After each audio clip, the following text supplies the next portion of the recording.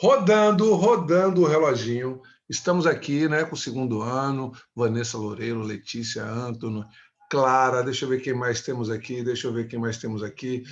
Laila Assis. Temos também minha amiga Vitória Sena. Vitória, bom dia. Letícia Fernandes. Pois bem, Thaís Pinheiro. Galera, então, vamos falar hoje sobre essa questão da resistência africana. Para isso, eu vou fazer um mini resumo envolvendo toda uma aula que eu já tinha feito com o terceiro ano, que vocês verão essa aula por completo ano que vem. Que aí eu vou falar sobre detalhes, porque agora vocês vão falar, mas vão ficar mais na superfície. Ano que vem vocês vão mergulhar, beleza? Então vem comigo, pisca não, hein? Pisca não, que a aula já começou. Então, compartilhando a tela, nós vamos falar mais sobre o processo de independência na África, beleza? Porque foi na Ásia nós falamos também. Mas, então, galerinha do segundo, se liga na aula aqui agora, que a gente vai fazer só um breve resumo para chegar. Olha, João Vitor chegando na área. Pois bem, a África e a Ásia foram alvos do neocolonialismo. Nós já vimos o que é o neo, né? O novo colonialismo, não é isso? Desde o século XIX, pela Inglaterra, Portugal, Alemanha, Holanda, França, Bélgica, entre outros países, sim. Esses países, eles saíram em busca, como nós vimos, de matéria-prima, né? Mão de obra barata e maior influência política e mercado consumidor. Alguém tem dúvida sobre isso? Alguém tem dúvida? Pode continuar, professor. Então, para tudo, você sabe o que é neocolonialismo? Então, veja aqui, eu já botei aqui, foi o processo de dominação política e econômica instituído pelas potências, né, capitalistas emergentes, né, Reino Unido, Arábia, Bélgica, Estados Unidos, Prússia, França e Itália, sobre a África, Ásia e Oceania, Austrália, né, que nós já vimos isso, e ao longo do século XIX e do século XX. Então, vejam só, professor, por que você está voltando? Porque se eu vou falar da resistência, eu tenho que falar mais ou menos como tudo começou. Conferência de Berlim de 1885. Tais fatos resultaram na Conferência de 1885, que ocorreu com a partilha do continente africano. Veja, olha aqui as legendas, né? Azul claro, França, Inglaterra de vermelho, Alemanha de verde, Portugal de laranja, Bélgica de amarelo, Itália de lilás, né? Espanha com laranja mais acentuado, que está aqui, e outros estão de branco, aqui é a Península Arábica, não é isso? Pois bem, desrespeito às culturas, pois serão dominados por países, ou melhor dizendo, por potências que vão impor a sua língua e as suas leis.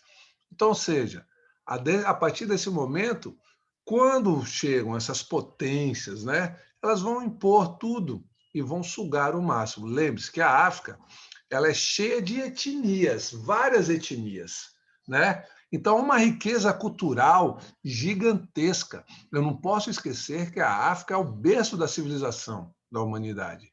Isso vai gerar uma resistência. Opa, porque eu sem querer pisei aqui. Gerar uma resistência que vai fortalecer, né? Vai se fortalecer no século XX com a Segunda Guerra, 1939 a 1945. Então vejam, aí vocês vão ver com a Segunda Guerra. Por que você falou isso, professor? Não entendi. Então vamos lá, vou explicar para você.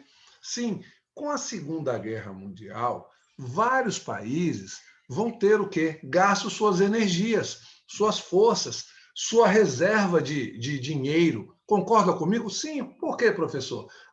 Porque compraram armas, enviaram soldados, não é isso? Munição. Tudo isso é gastos. Concordam comigo? Sim ou não? Sim ou não? Concordo. Então, dessa forma, então imagine só, você está tendo conflito aí, né? Vamos dizer que os colegas do segundão são etnias, ou melhor dizendo, não são países que estão aqui no continente africano, dominando. Mas com a Segunda Guerra Mundial, você, que exemplo aqui é a França, está vendo a França aqui, ó?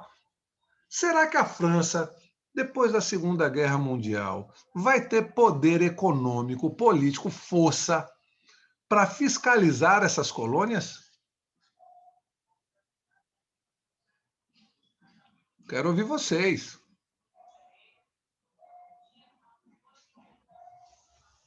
A França depois do que, André?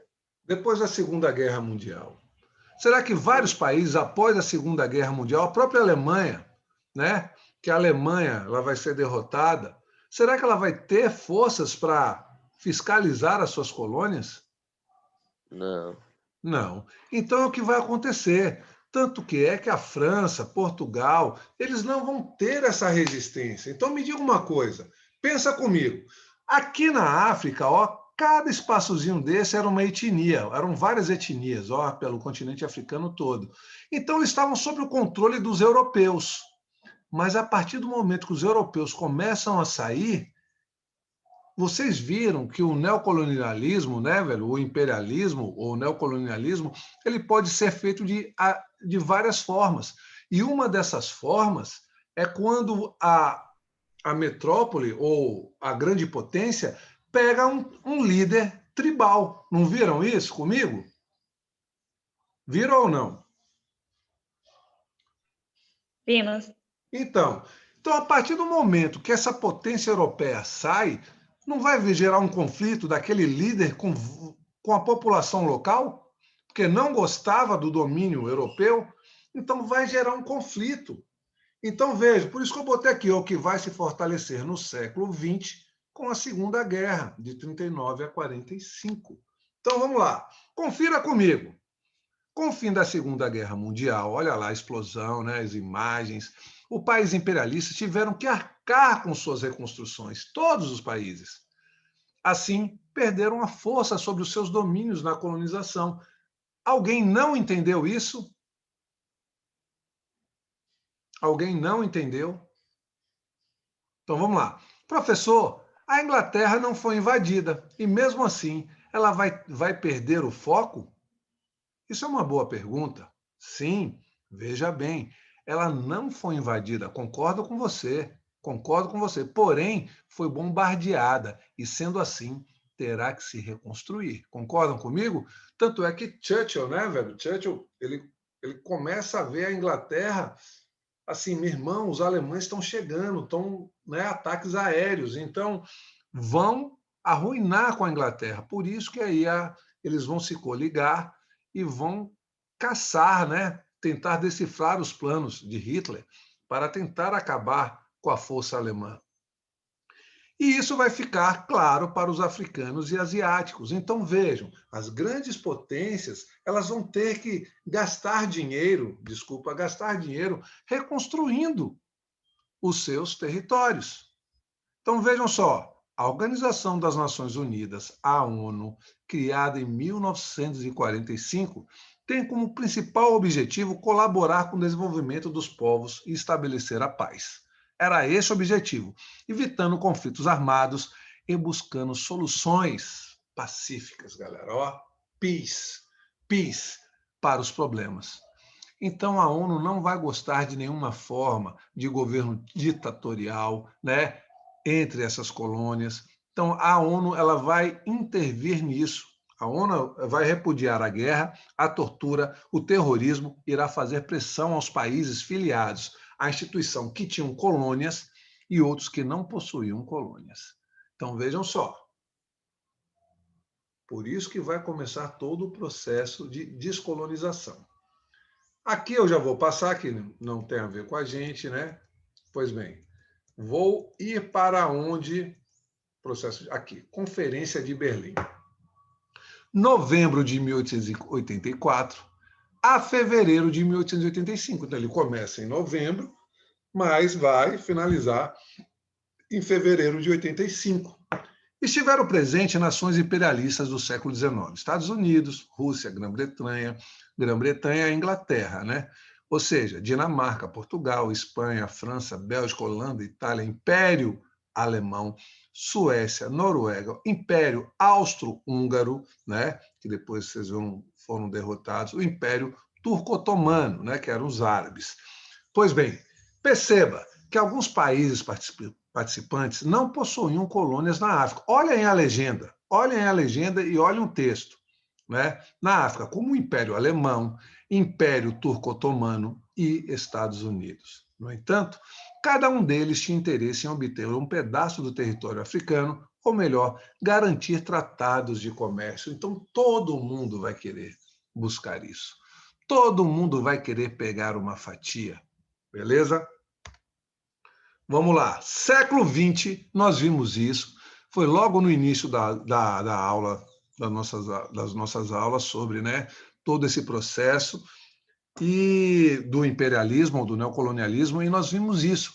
Pois bem, em 1910, que é século XX, é instalada a República em Portugal. Isso vai enfraquecer o seu domínio devido às crises políticas ocorridas, né? Porém, em 1930 foi colocado o ato colonial sobre todas as colônias portuguesas. Regras que Portugal vai estabelecer a todo o seu domínio. Por mais que Portugal seja uma república, ela define que as regiões onde ele impera pertence, ou seja, o Império Português, né, pertence ao Império Colonial Português. Sendo assim, Angola pertence ao Império Português. Ato colonial pretendia expandir o cristianismo, a religião, nós já vimos isso, e o processo de civilização, a imposição. Aí vem a eugenia. A eugenia queria dizer o seguinte: todas aquelas pessoas que não fossem europeus, né, não fossem da Europa, que não quisessem evoluir, seriam exterminadas. Lembraram disso? Então, isso daqui é só um refresco para a gente voltar ao assunto. E aonde eu quero chegar? Eu quero chegar na África do Sul, que é onde aqui na página 21 do nosso módulo, no módulo 8, no capítulo 22, ele fala muito bem. Então, antes de eu falar esse texto sobre a resistência africana, eu vou falar mais um pouquinho para vocês. Aqui fala de Portugal, vocês verão isso comigo, né, profundamente ano que vem. Então vejam, agora sim. Estão vendo essa imagem aqui do bondinho? Estão vendo? Professor, é o Rio de Janeiro? Não, não é o Rio de Janeiro, é a África do Sul. Bem parecido, né? Bem parecido com o Rio de Janeiro, né? Geograficamente. E assim, é aquela coisa, às vezes a gente tem uma impressão que quando nós falamos sobre África, né, nós só pensamos em florestas, safaris e desertos. Não, não é bem assim. É a mesma coisa quando o pessoal fala em Brasil, né? Às vezes pode ter muito gringo que acha que Brasil é só a Amazônia. E não é bem assim. Vocês sabem muito bem disso. Então vejam lá.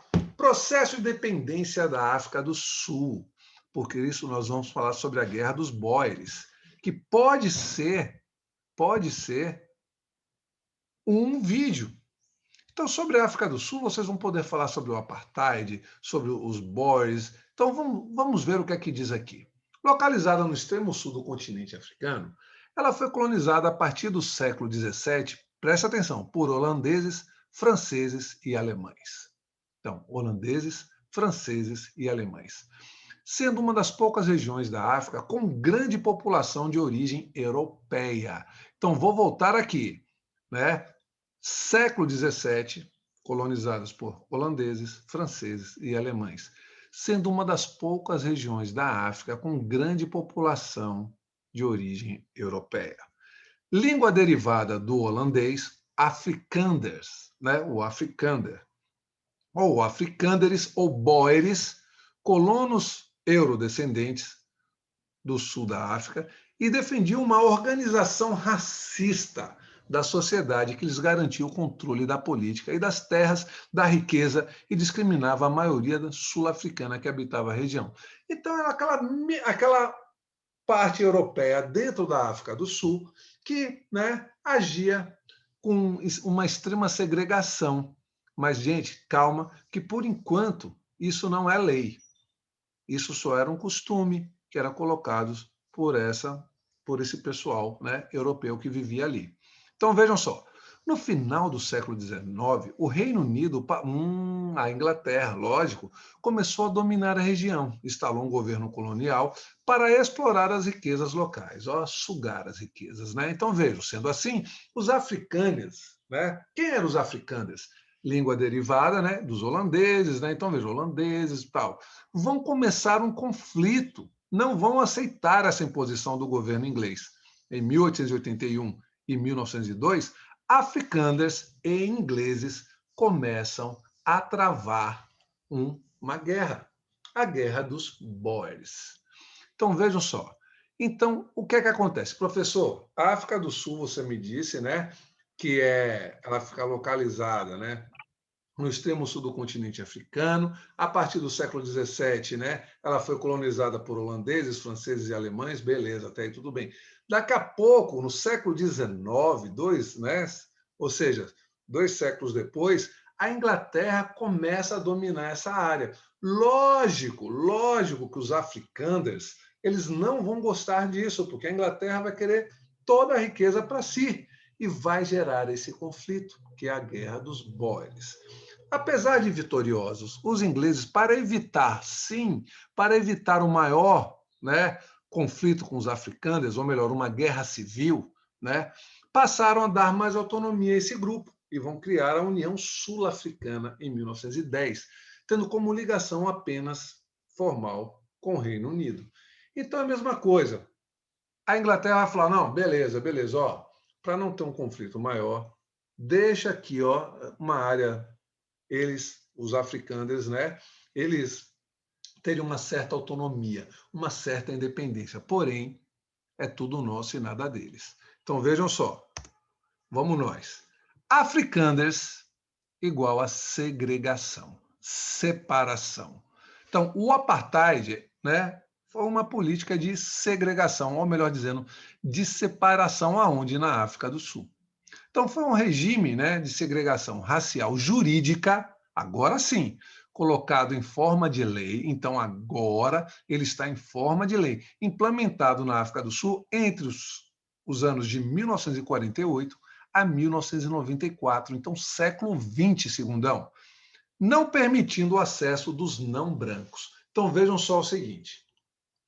Os não brancos. Então, não quer dizer só pretos, não. Os não brancos, beleza? O que não fossem europeus.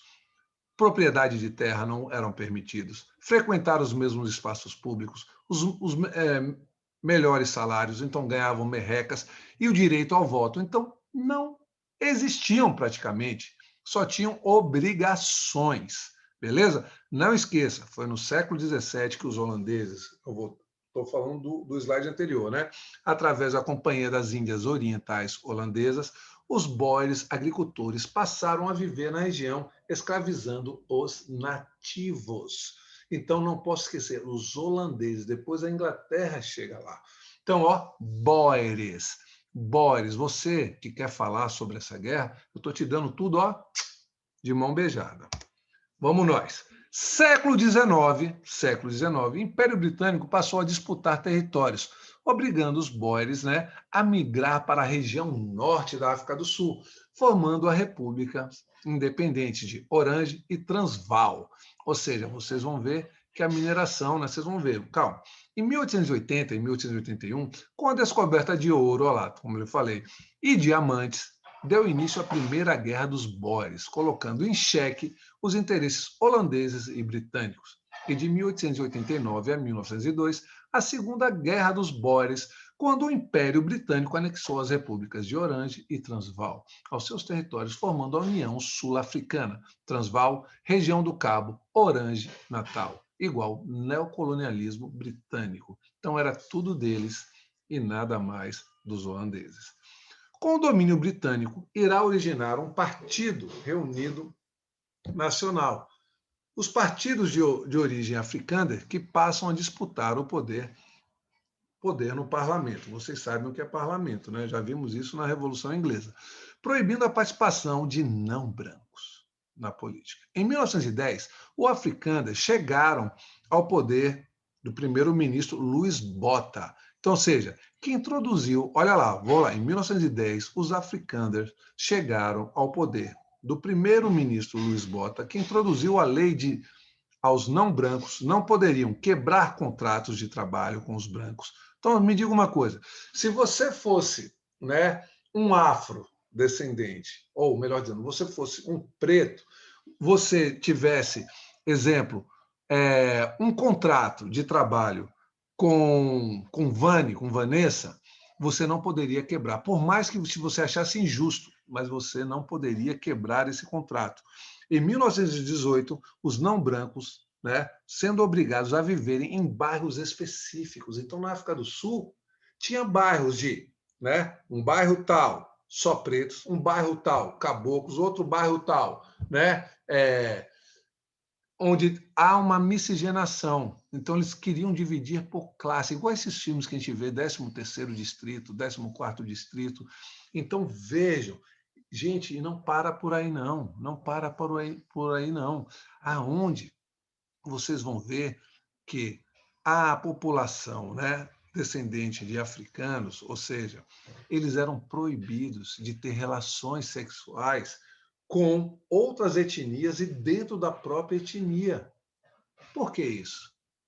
Para não aumentar o número, né, de pretos dentro do território. Olha que coisa assim surreal, né? Então vamos lá. Atenção. Tudo que nós falamos antes foi tudo que nós falamos antes do apartheid. Pois só em 1948, com a retomada do partido, né, do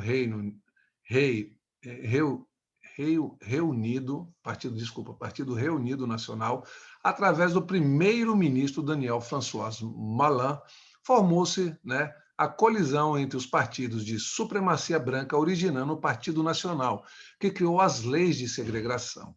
Primeira lei do grande apartheid introduziu o cartão de identificação. Se você estivesse sendo pego na rua sem esse cartão, meu irmão, Ave Maria. Então, vê assim, para que os negros, os demais índios, pudessem transitar nas áreas para prestar serviços básicos. A quem? Aos brancos.